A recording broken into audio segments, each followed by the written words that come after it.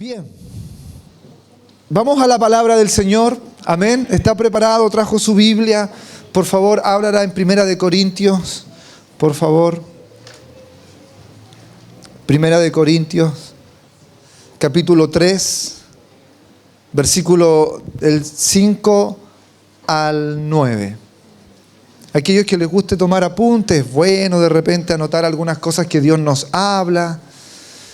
Y lo ponemos ahí anotado.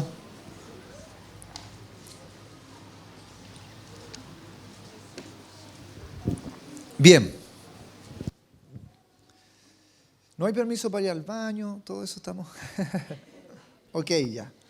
Primera de Corintios, capítulo 3, versículo 5 en adelante dice: ¿Qué pues es Pablo y qué es Apolos? Servidores por medio de los cuales habéis creído. Y eso según lo que a cada uno concedió el Señor. Yo planté, Apolos regó, pero el crecimiento lo ha dado Dios. Amén. Sigamos, versículo 7. Así que ni el que planta es algo, ni el que riega, sino Dios que da el crecimiento. Y el que planta y el que riega son una misma cosa, aunque cada uno recibirá su recompensa conforme a su labor. El versículo 9, porque nosotros somos colaboradores de Dios y vosotros sois labranza de Dios, edificio de Dios. Amén. Amén. ¿Nosotros qué somos? Colaboradores de Dios, ¿cierto? Nosotros somos colaboradores de Dios. Eso es hermoso y también somos labranza de Dios, edificio de Dios. Voy a pedir que tome asiento porque estamos grabando y va a salir las cabecitas por ahí. Somos nosotros colaboradores de Dios. Me gusta toda la primera parte que acabamos de leer. Quiero hablar sobre ser colaboradores, pero me gusta saber que cada uno de nosotros hacemos algo en la obra del Señor. Cada uno de nosotros hacemos algo. No todo lo hace Dios. No todo lo hace Él. Mucha gente cree que todo lo debe hacer Dios. Y no es así. Hay cosas que nosotros debemos hacer. Las personas que tienen llamados de repente al ministerio, ya sea a misiones, pastoral, a cualquier cosa, a servir a Dios. Creen que Dios tiene que ir a la casa, a golpear la puerta, irlos a buscar, darle el dinero, mandar un profeta, subirlos al bus, comprarle la ropa, ¿cierto? Y tiene que prácticamente hacerle todo, llevarlo, darle la casa. Y si no, no es de Dios. Si hay algo que se complica, si hay algo que requiere esfuerzo, si hay algo que requiere entrega, si hay algo que requiere sacrificio, entonces no es de Dios. Incluso hay personas que creen que cuando las cosas no resultan bien al principio, entonces no es de Dios al tiro. Bueno, a Pablo no lo aplaudían en todo lugar. A Pablo lo echaban, lo apedreaban. Sin embargo, él siempre testificó que había sido llamado por Dios al ministerio. Amén. Así que cuando no te resulten algunas cosas, tranquilo. No significa que no eres llamado al ministerio, significa que es parte del ministerio. Es parte del ministerio. Entonces, cada uno de nosotros tenemos una tarea que cumplir. Me gusta mucho este concepto de ser colaboradores de Dios. Colaboradores de Dios. ¿Sabían ustedes que esta palabra en griego fue inventada o creada por los escritores de la Biblia, los que escribieron el Nuevo Testamento en griego, y tuvieron que inventar palabras, crear palabras, porque no habían en el lenguaje griego normal que se usaba. Entonces como que ellos inventaban palabras. O sea, no es que no existe, a ver, es como se usaba, ahora hay palabras que la transferencia, por ejemplo, transferencia de unción. Son palabras que lo mete el cristianismo a usarlo, que no se usa comúnmente. Así ocurrió con estas palabras, que es una palabra que es sun en griego, sun. Esta palabra en griego clásico no está. Ese sun, S-U-N, en griego denota la idea de estar junto con alguien más. Ese sun estar junto con alguien más. Entonces ellos comenzaron a poner sun a muchas palabras griegas. Le anteponían eso, que hacían entonces comunión, que hablaban de estar juntos. Como por ejemplo, pastor, como por ejemplo, sun ek demos, que significa compañero. Eso salía en 2 de Corintios 8:19. O sun so, estoy en griego, así que se me complica.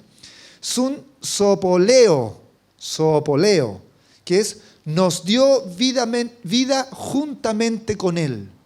También es una palabra como tomada por el cristianismo, como inventada por el cristianismo. El sun suchos, esto es griego latino así, que significa unánimes. Son palabras que los escritores comenzaron a usarla y a ponerla en la Biblia, y eran palabras nuevas, que eran de sun, que hablaba entonces estar junto con. Que esto refleja un poco lo que los discípulos querían transmitirle a la gente con respecto al cristianismo. Esto no es de algo a solas.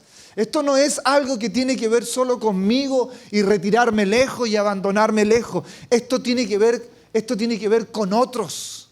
Esto tiene que ver con personas. Esto tiene que ver con una relación junto con Dios, unánime, juntos con otros. Ellos querían transmitir eso. Entonces tuvieron que crear estas palabras que reflejan el corazón de Dios, que reflejan el corazón del cristianismo.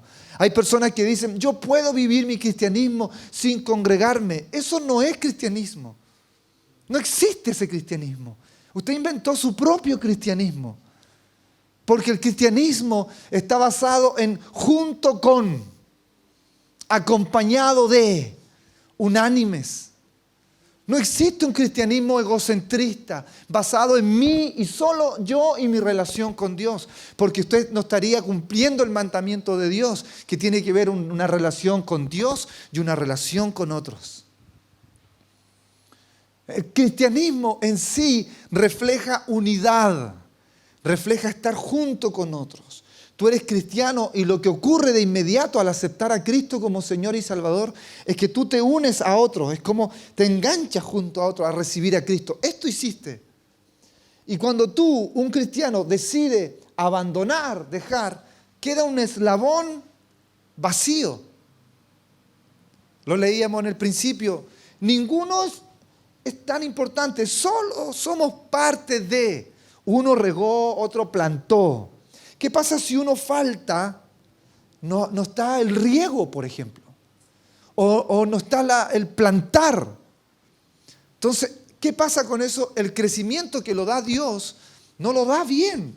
¿Por qué? Porque el que regó no llegó a regar. Y porque el que debía plantar no vino a plantar. Entonces, ¿qué pasó? Se regó una tierra, pero no estaba la semilla, no estaba plantada. No creció nada. O el que no regó, creció algo, pero en mal estado. Dios algo hace crecer. Y veo muchas veces que ocurre eso en nuestra zona, en el cristianismo. ¿Qué pasa? Hay uno que plantó, pero los que deberíamos regar esa agua fresca del Espíritu, no lo hacemos. Entonces en nuestra zona Dios da un crecimiento, pero no es el crecimiento que Él desea. Porque tú y yo, que deberíamos estar haciendo nuestra parte en el cristianismo, no lo estamos haciendo. Estamos viviendo un cristianismo egocentrista basado en nosotros. ¿Me explico, cierto? Entonces, tu labor en el cristianismo es fundamental. Cuando alguien te pregunte, ¿cómo estás sirviendo a Dios? ¿Qué estás haciendo? ¿Cómo trabajas? ¿Qué haces en el cristianismo? Y tú dices, nada. Entonces, imagínate esto. Imagínate que hay un tren, un carro de tren, y tú dices, nada, le falta un pedazo. Y ahí el tren no avanza, o avanza en un grupo. Hay una generación que tú tienes que juntar, que tú tienes que ser la conexión. Tú tienes que ser la conexión de esto del reino de Dios. Y cuando tú no está esa conexión. Si tú no estás trabajando, si tú no estás obrando, si tú no estás haciendo algo, hay un eslabón que no está completo. Tú dices, el cristianismo debería ser diferente, pastor. Es que a mí me carga esto, tanta religiosidad. Me gustaría un cristianismo. Bueno, para eso estás tú. Por eso no está ese cristianismo. Por eso no se ve ese cristianismo. Porque tú no estás haciendo nada. Porque decidiste dar un paso al lado. Decidiste vivir tu cristianismo solo. Es verdad, ICFA. ICFA no existiría. Si no fuera porque nos unimos, porque Dios nos trajo y comenzamos a trabajar en esto. Si no, ICFA no estaría. Y a lo mejor hubieran otro tipo de iglesia. Tú eres parte de este trabajo con Dios. Debes involucrarte en esto. Entonces, lo que se quería transmitir era eso, somos todos. El relacionamiento era importante, el relacionarse unos con otros, el relacionamiento que Dios quería tener con nosotros. Dios quiere tener un relacionamiento íntimo, compartir contigo todo. Eso es loco, hermano, pero Dios desea compartir contigo sus secretos, lo que Él desea hacer, lo que Él quiere hacer en nuestra comuna. Él quiere compartírselo a Mauricio. En cada predicación Mauricio ha salido aquí adelante, ¿cierto? El domingo pasado también, ¿no? Mauricio, con Daniel, con Jan Walter, con cada uno de ustedes, Dios desea compartir lo que Él quiere hacer. Moisés lo decía claramente. ¿Cuál va a ser nuestra diferencia con los otros pueblos? Tú, Señor, tu presencia que esté con nosotros nos va a hacer la diferencia de los otros pueblos. La diferencia del pueblo de Dios con los demás pueblos era únicamente que ellos tenían una relación íntima con Dios. Dios les hablaba, Dios descendía con su presencia, Él venía con su poder. Eso lo hacía diferente a otros pueblos. La diferencia que tienes que marcar tú con otros cristianos es que tú tienes el poder del Espíritu Santo, que en ti está la presencia de Dios. Esa es la diferencia. Yo tengo una relación con Dios. Somos nosotros. Tenemos comunión, colaboradores. No soy solo. Tengo una familia, tengo una iglesia.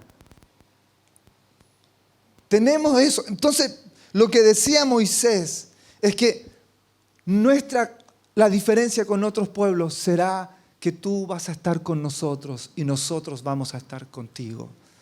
Que tú vas a ser nuestro Dios y nosotros vamos a ser tu pueblo. Una relación íntima hermosa. Eso lo podemos ver que Dios siempre lo quiso hacer. Imagínense. Hablaba con Moisés cara a cara, como quien habla con su compañero, dice Éxodo. Imagínense la relación que quiere tener Dios contigo. Dios quiere tener una relación en la cual quiere hablar contigo cara a cara, como tú hablas con un amigo. Él quiere compartir contigo. Él quiere estar junto a ti. Él no quiere vivir lejos. Él quiere vivir cerca. Incluso es tan así que nuestro Dios tomó todas sus cosas y dijo, me cambio de casa. Dice, ¿dónde se va a ir, Señor? A tu corazón, dice. Me cambio a vivir contigo. Eso pasa en el cristianismo. Dios dice, yo tomo todas mis cosas y me voy a vivir a tu corazón. ¡Qué hermoso! Aunque usted no lo demuestre con esa cara, es algo hermoso. Es algo precioso. Hablaba cara a cara. Conversaba con Él. Así Dios desea conversar contigo y conmigo.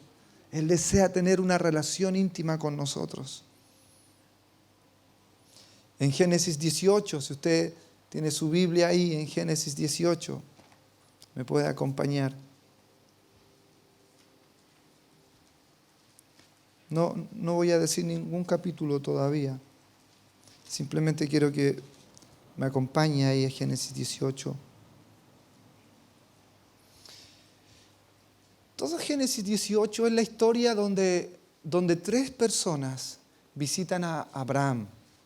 Dios le había dado una palabra a Abraham y le había dicho, mira el cielo, mira la arena, y así va a ser tu descendencia, dice, así como las estrellas, así como la arena, así va a ser tu descendencia. Había pasado como 24 años aproximadamente de que había recibido esa promesa. Y después de esos 24 años vinieron 3 hombres a visitar a Abraham. Y llegaron esos tres hombres bien especiales. Y vinieron a decirle que iba a ocurrir eso que Dios le había prometido. Le dijeron, dentro de un año, el próximo año, tú vas a tener un hijo. Y ahí es donde la esposa Sara se larga a reír y no cree el milagro. Y, ay, ¿cómo va a ser que yo y esto? Y él le dice, mira, le vas a poner Isaac a tu hijo. Estos 3 hombres le vinieron a dar esa noticia a Abraham. Abraham, luego ellos se van y Abraham los va a dejar. Y en eso que lo va a dejar, decide el ángel del Señor, ¿cierto? Decide contarle el problema que tiene en Sodoma y Gomorra a Abraham. Me recuerda mucho a Jesús, cuando Jesús dice, todo lo que yo he oído del Padre, se los he dado a conocer. Es como que Dios en ese aspecto, esos 3 hombres, le cuentan a Abraham, está mal Sodoma y Gomorra, le dice, los voy a destruir. Estos 3 van a otro tema a hablarle a Abraham, pero terminan contándole lo que pasa con Sodoma y Gomorra. Es lo que Dios quiere hacer contigo. A veces tú te acercas a buscar a Dios por un motivo especial. Pero Dios no solo quiere darte una respuesta a eso por lo cual tú estás orando. Él también desea mostrarte lo que hay en su corazón y las preocupaciones que hay en su corazón.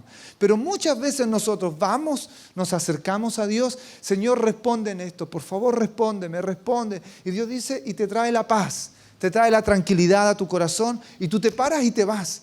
Y Él tiene el deseo de transmitirte ahora a ti lo que hay en su corazón, sus problemas, sus pensamientos y desea transmitírtelo a ti. Pero como te paras, porque ya recibiste paz, ya recibiste tranquilidad en tu corazón, no oyes lo que Él también desea comunicarte a ti. Necesitamos personas que se dediquen a pasar tiempos con Dios de verdad, que no solamente vayan y presenten sus necesidades o que digan gracias por responder en esto, gracias por venirme a dar buenas noticias, sino que también preguntarle a Dios, Dios, ¿quieres tú mostrarme algo a mí ahora? ¿Quieres tú mostrarme alguna de tus preocupaciones, de tus pensamientos? Entonces estos 3 hombres le cuentan lo que pasa a Abraham y luego se van. Pero dice el versículo 22 de este capítulo 18,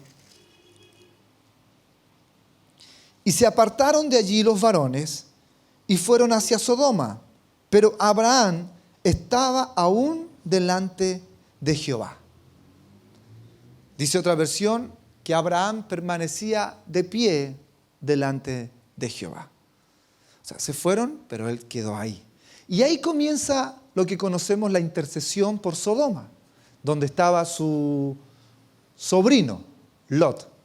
Él comienza a orar y comienza a pedirle al Señor, ¿y qué pasa si hay tantos justos? ¿Qué pasa si hay estos justos y esto otro? Y empieza a orar. Pero estudiando esta palabra me encontré en algún libro, recomendado obviamente, una interpretación maravillosa que decía, bueno, todos sabemos que los hebreos, al principio las historias se traspasaron de boca en boca. No había escritura.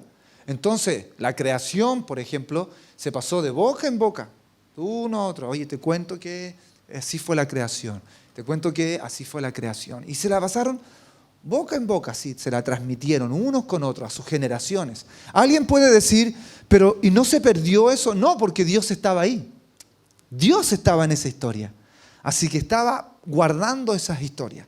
Hasta que pudieron escribir. Y se levantó un ministerio, por llamarlo así, que se llamaban los escribas. Ellos se dedicaban simplemente a traspasar la Biblia. Alguien la escribió y traspasaban la Biblia. y las traspasaban tal cual estaba. Ellos no podían borrar nada, poner nada, ni arreglar nada. Si ellos encontraban que algo no estaba bien, lo que hacían era en el margen del espacio que quedaba de la Biblia, de los escritos, poner algunas glosas, algunos comentarios que ellos creían que se podrían haber equivocado. ¿Ya? Un texto complejo, ellos iban y ponían al lado, yo creo que este texto dice tal cosa. No es lo que dice. Yo creo, eso lo ponían al lado. Porque ellos no podían arreglar el texto en sí ponerlo al lado. ¿Me siguen, cierto? ¿Me siguen, cierto? Amén. No se ponga tan cómoda, si no se va a quedar dormido. Entonces, en este texto en especial, se cree que el versículo original hebreo decía, y se quedó, y Yahvé permaneció de pie delante de Abraham. Mire lo que le estoy diciendo. No decía Abraham permaneció de pie delante de Yahvé, sino que decía, y Yahvé permaneció delante de Abraham. El texto original. Y quisieron cambiar eso. ¿Sabe por qué? Se cree que era muy extraño que Dios mismo, el Todopoderoso, el Grandioso, el Maravilloso, el Santo, el Sublime, se pudiera Él quedar esperando algo de un súbdito. No estaba bien eso. Se supone que es el súbdito que va y espera al rey, pero no el rey espera al súbdito. Porque ahí comienza una intercesión, una petición, y no debería quedarse él. El que pide debería ir donde el rey. Entonces, se cree que no quedaba bien parado Dios. Se cree que quedaba mal parado Dios. Él era estar esperando a Abraham. Entonces, se arregló un poco y puso que Abraham estuvo esperando a Dios. Pero en el texto original no es así. Usted dice, pastor, y hay otros más así, como 18 más o menos. Cosas, detalles en el Antiguo Testamento. Entonces, es Dios que se quedó esperando que Abraham intercediera. Yo no sé si es muy complejo o muy sencillo lo que estoy diciendo. Es Dios el que quedó esperando el anhelo de su corazón que Abraham pudiera interceder. Y no fue el deseo de Abraham de querer interceder. Fue Dios que quiso que Abraham intercediera por Sodoma y Gomorra. Sí, hermanos. En ocasiones me he levantado en la mañana y he dicho, hoy tengo que orar más, tengo que leer mejor, tengo que leer la Biblia, hoy tengo que orar, tengo que leer la Biblia, hay tanta gente que necesita. Sí, pues, tengo que predicar, ya. Y voy y me encierro un poquito, oro en la mañana, leo mi Biblia y al terminar la Biblia y leer y tener mi devocional, digo, qué bien, hoy me trae un descanso, Señor, esto lo hice para ti. Y entendiendo este texto, no es así. Es Dios que me habla a mi corazón. Y Él dice, veo tanta gente que necesita, veo tanta gente que tiene hambre y sed. ¿Por qué no vas a orar? ¿Por qué no te preparas para bendecir a esa gente que yo deseo bendecir a través de ti? Aleluya, gloria a Dios. Denle un aplauso al Señor. Eso es.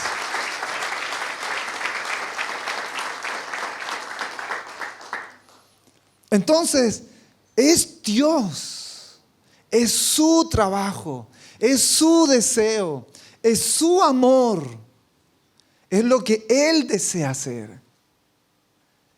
Dios prácticamente le pidió a Abraham que pudiera interceder. Esperó ahí una reacción de Abraham. ¿Qué es lo que Él espera de nosotros? Una reacción. Dios no desea destruir. Dios no desea matar Sodoma y Gomorra. Pero Él deseaba tener a alguien que intercediera, que hiciera algo, que buscara. El deseo del corazón de Dios no es que la gente se pierda, es que la gente se salve, es que la gente reciba de su presencia. El problema es que Él se queda de pie esperando que alguien le colabore con ese trabajo. Pero encuentra muy pocos colaboradores en ese trabajo. Encuentra personas que vienen, Él va y le cuenta, le dice, sí, yo voy a responder a tu petición. Entonces la persona dice, gracias Señor, Él abrió la puerta del trabajo, hoy me dieron el ascenso, por fin soy sana, por fin. Y Dios dice, sí, lo voy a hacer contigo, amén, dice uno. Y se va y dice, pero quería contarte sobre mi dolor con el mundo. Y se queda de pie ahí. Y uno va, y perfecto, y se va, y lo adora, y le canta, y hace cosas para Él y todo. Y Él dice, no te pude transmitir mi dolor por la gente que te rodea. No te logré transmitir lo que quiero que tú hagas. ¿Cómo quiero que tú te muevas? Entonces, tenemos que tener cuidado. Hay algo que manejamos que es trabajar para Dios. Trabajar para Dios. Entonces, yo definía trabajar para Dios. Señor, revélame lo que tengo que hacer. Dime, Dios, dime lo que tengo que hacer. Entonces Dios dice, el deseo de mi corazón, por ejemplo, hacer tal cosa. Y yo iba y lo hacía. Y después decía, Señor, mira lo que yo hice. Para ti, para tu gloria, para tu alabanza. Entonces yo decía, estoy bien, eso es lo que hay que hacer. Pero ¿cuántos creen que cada día vamos aprendiendo? Vamos madurando y Dios va transformando nuestra mente. Eso ocurre constantemente en uno. Pero ahora me doy cuenta que eso no está bien. Porque yo puedo estar haciendo cosas en mi esfuerzo, al final y al cabo en mi carne. Porque puedo estar dejando a Dios de lado para poder yo hacer la obra que según yo creo que Él quiere hacer. Y yo voy y lo hago. Póngame mucha atención, por favor. Porque puedes estar haciendo algo que tú crees que Dios desea hacer y trabajar para Él, pero puedes estarlo haciendo en la carne, sin Dios. Si no lo haces en Dios, lo haces en la carne, en lo natural. Y vemos mucha gente haciendo cualquier cosa por Dios. Es verdad, debemos hacerlo, pero ojo, que es mi temor de esta generación. ¿Cuál es? Que Dios les habla, le entrega sueños y ellos van y lo hacen, ahora ya, y lo hago. Y sin cobertura, sin buscar consejos, sin esperar, van y creen que pueden conquistar Lota para ellos solos, y se olvidan que es nosotros. No eres tú, somos nosotros. Nosotros. Ese es mi temor. Yo sé que Dios te está llamando. Yo sé que palpitan cosas en tu corazón fuertes por servirle. Pero cuidado, no vaya a ser que escuchaste y quisiste comenzar a hacerlo algo en la carne, sin Dios. Esto no es tu trabajo, es su trabajo. Es su trabajo. Alguien puso por ahí, cuando Dios llama, Él paga el llamado. Si Dios te llama, Él paga el llamado, no lo pagas tú. ¿Se acuerdan antes de los celulares había que pagar todo? Él paga cuando Él llama. Porque Él llama. Porque es su amor por la gente. No es tu amor por la gente. Es su amor. El amor de Él por la gente. Es el amor de Él para que la gente sea salva. Es el amor de Él que la gente sea restaurada. Es el amor. Por eso no existen esos ministerios que están basados en hombres que hacen cosas y brillan y todos quieren ser como ellos y todos quieren ser como ellos. Y vemos y decimos, así quiero ser yo, así quiero ser yo. ¡Qué equivocación tan grande! Sino que queremos ser como Él. Y por eso el Señor ora y dice, O sea, nos dice a nosotros, oren por más trabajadores, no por la mies, sino por obreros. Y los obreros no se mandan solo, ¿sí o no? Nos dice, oren por jefe, oren por caciques, para que Dios levante jefes. Caciques son estos del pueblo mapuche, ¿cierto? De nuestra tierra que la llevan, son los jefes. Nos dice, oren por gerentes, oren por, dígalo fuerte, por obreros. Y los obreros trabajan. ¿Qué hacen? Lo que el jefe dice. Pero nos encontramos que Dios llama y parece que llama puro jefe nomás. Todos quieren mandar. Ayer estábamos ahí al terminar el culto. Una persona se acercó, me dijo, al terminar el tiempo de adoración en la calle, que fue genial, me dijo, pero deberían hacer esto. Oh, unos jefes, decía yo. Como vienen los jefes a mandar, debería. Parece que hay muchos jefes. Dios pide que oremos por obreros. Es su trabajo.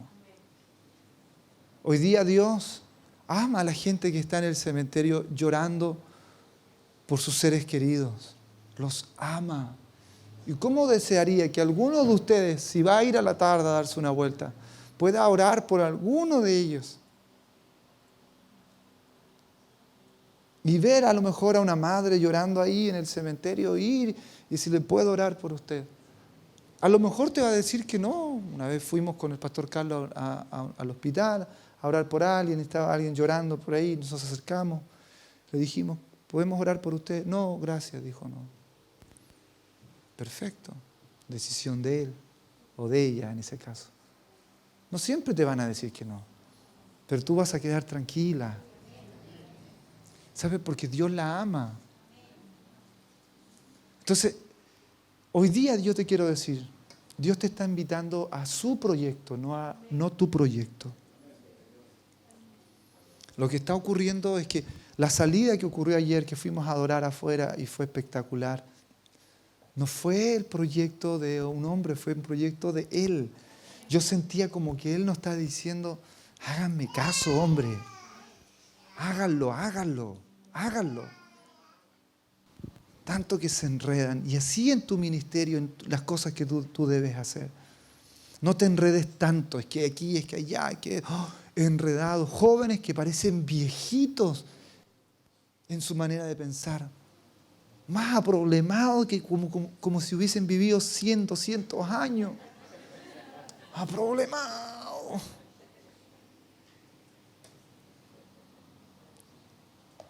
Como decía el texto entonces.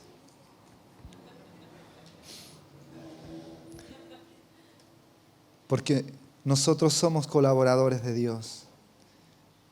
Y vosotros sois labranza de Dios, edificio de Dios. Él está trabajando y obrando. Ahora Él se pone delante de ti y te pregunta o espera, ¿qué vas a hacer tú? ¿Quieres escuchar lo que yo tengo que decirte? ¿Quieres que yo te transmita mi dolor? ¿O quieres solo tú transmitirme tu dolor? ¿O quieres que yo solo responda a tus necesidades? Dios está llamando colaboradores. Colaboradores.